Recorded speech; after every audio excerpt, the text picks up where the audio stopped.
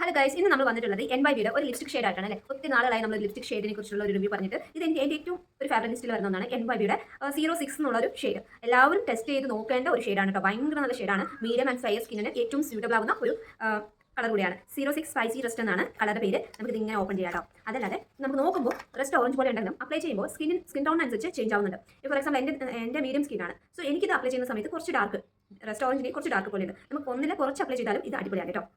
അപ്പോൾ നമുക്ക് ഷെയ്ഡ് ഇട്ട് നോക്കാം.